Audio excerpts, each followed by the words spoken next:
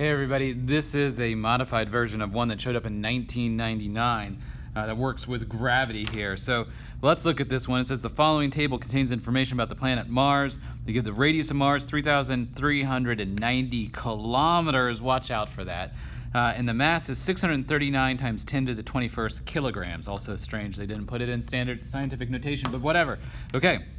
So determine the acceleration due to gravity at the surface of Mars. In other words, find its g, its little g there. So let's start off with this. Newton's second law. The acceleration of anything is the sum of the forces over the mass of that thing.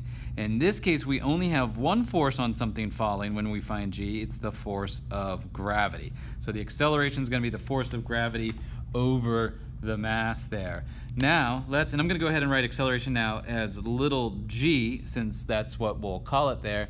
So g is equal to, we have to substitute in here the Newton's universal law of gravitation there for Fg. So up in the numerator goes g times the mass of the planet times the mass of the little object falling near the planet over the radius squared of the planet.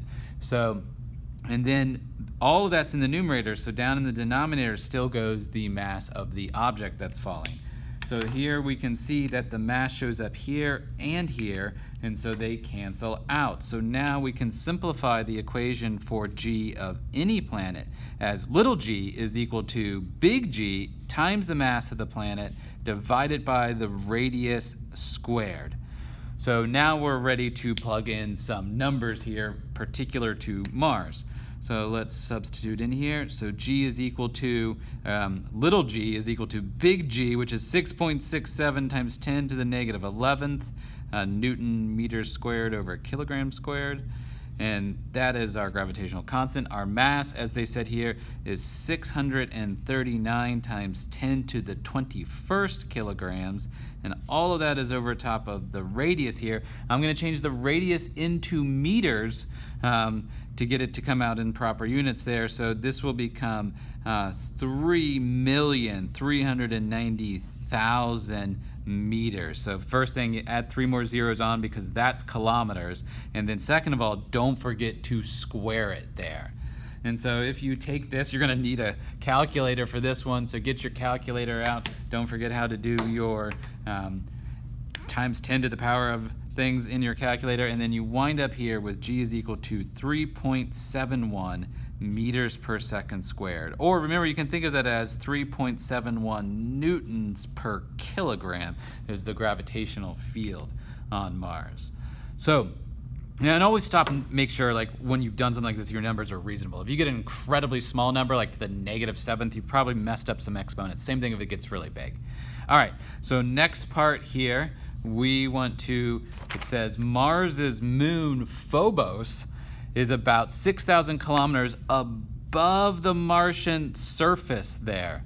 What must its orbital speed be? All right, so again, it's above the Martian surface. So, you know, if this is Mars and we've got its radius, they just gave us the distance above that surface. They gave us this distance right here. So we're going to have to add that into the radius there. So this is one that we've done many times where we find the velocity of something in an orbit. So let's start off with the way we do all centripetal problems. The sum of the forces is equal to mass times a centripetal acceleration there.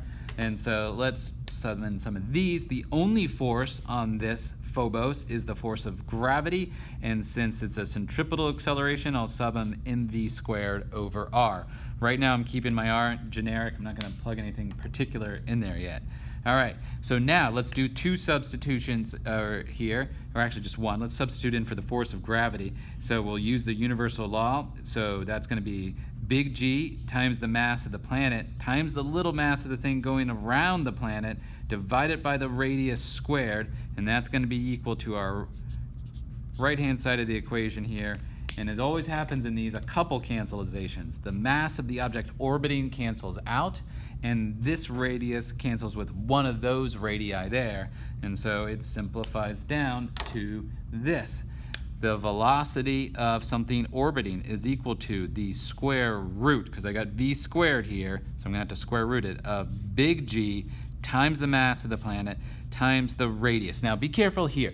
When I'm saying radius, I really mean the distance. I mean the distance to where it is. So it's not necessarily the radius of the planet, it's the distance to where the orbiting object is.